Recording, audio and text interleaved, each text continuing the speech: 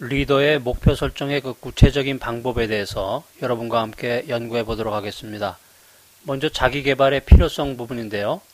급속한 사회 변화의 속도에 맞춰서 자신의 능력을 최대화시켜서 경쟁력을 확보해야 하므로 현대 직장인들에게 자기 개발이 필수 조건이라고 하는 것입니다.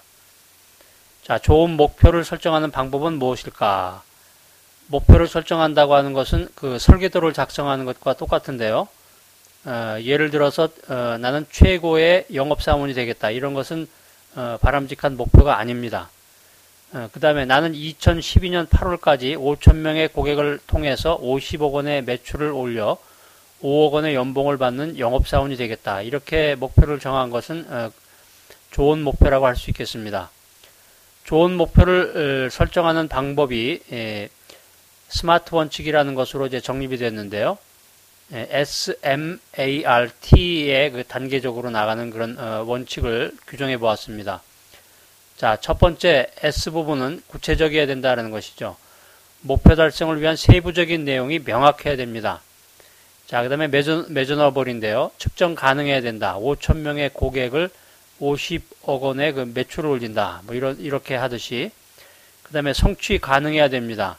achievable. 실현 가능한 충분한 기간과 계획을 수립해야 된다는 것이고요. 자, 그 다음에 result oriented, 결과 지향적이어야 된다는 것이죠. 연봉 5억 원의 영업사원이 된다. 또 그 다음에 이제 마감, 데드라인이 있어야 된다는 것입니다. 2011년 12월 이렇게 하듯이 목표 설정을 위한 방법으로서 내가 원하고 하고 싶으며 되고 싶은 분야를 구체적으로 파악해서 적절한 목표를 설정해야 됩니다. 내가 사회적으로 맡고 있는 여러 가지 역할에 알맞는 목표를 설정해야 된다라는 것이고요. 그 다음에 내가 필요한 다양한 테마, 예를 들면 경제적, 육체적, 정신적인 그런 테마, 주제를 찾아서 그 주제별로 목표를 설정해야 됩니다. 우리가 목표를 설정할 때 주의할 점이 있는데 먼저 끊임없는 상상력을 발휘해야 되고요. 그 다음에 달성 가능한 목표를 세워야 되고, 그 다음에 목표를 수정해야 됩니다. 그 다음에 그 목표를 실행해야 된다고 하는 것이죠. 자, 그럼 목표를 세분화해보면, 세분화된 그 목표의 종류로서는 첫 번째 장기 목표가 있겠습니다. 구체적인 결과로 나타날 수 있는 커다란 밑그림이 되겠고요. 그 다음에 중기 목표, 장기 목표를 달성하기 위한 중간 지점이 되겠고요. 그 다음에 이제 단기 목표인데요. 중기 목표와 장기 목표를 달성하기 위한 기본적인 계획들입니다.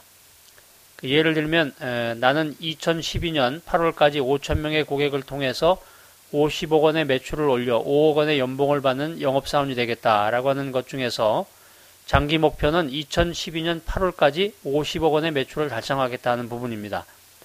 그 다음에 중기 목표는 2010년 8월에는 중간 지점을 정해서 15억 원, 2011년에는 30억 원의 매출을 달성해서 최종 목표가 이루어지는 기반을 만들겠다라는 것입니다. 그 다음에 단기 목표를 설정해보면 기존 고객 60명에게 매주 전화를 하고 잠재 고객 300명에게 매주 이메일을 발송해서 우리 제품을 홍보하겠다. 이게 단기 목표가 되겠습니다.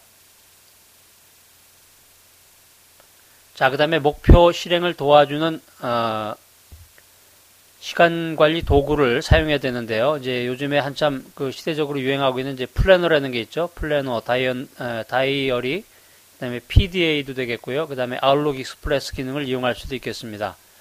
또 우리가 요즘 많이 사용하는 그 포스트잇을 사용할 수도 있는데요. 포스트잇을 휴대해서 할 일이 생각날 때마다 한 항목씩 적어봅니다. 작성한 포스트잇 중에서 이번 주에 할 일은 다이어리의 오른쪽 면 가장 오른쪽에 붙이고 오늘 할 일은 왼쪽에 붙입니다. 하나의 일을 끝낼 때마다 해당되는 그 포스트잇을 떼어냅니다. 미처 다 하지 못한 일은 다음 페이지로 옮겨서 붙여두면 되겠죠. 그 다음에 이제 자기개발 관련 진단표인데요. 내가 좋아하는 것과 잘하는 것에 대해서 정확하게 알고 있어야 되고 이를 바탕으로 미래의 목표와 모습을 확실하게 그려야 됩니다. 그 다음에 나의 목표를 우리가 살펴보았던 그 스마트 원칙에 부합되게 작성해야 되고, 세 번째는 장기적인 목표와 단기적인 목표를 염두에 두고 실천해야 됩니다. 네 번째는 계획을 세워서 시작하고 또 반성해야 되고, 다섯 번째는 소중한 것을 먼저 해야 된다라고 하는 것이고요. 여섯 번째는 나의 목표가 직장의 업무 내용과 일치해야 된다. 일곱 번째는 전력 투구해야 된다.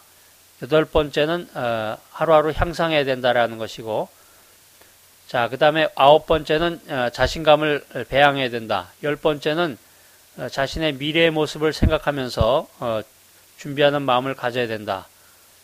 그 다음에 11번째는 동기부여 부분이 되겠고요. 12번째는 균형 있는 삶을 살아라 하는 것입니다.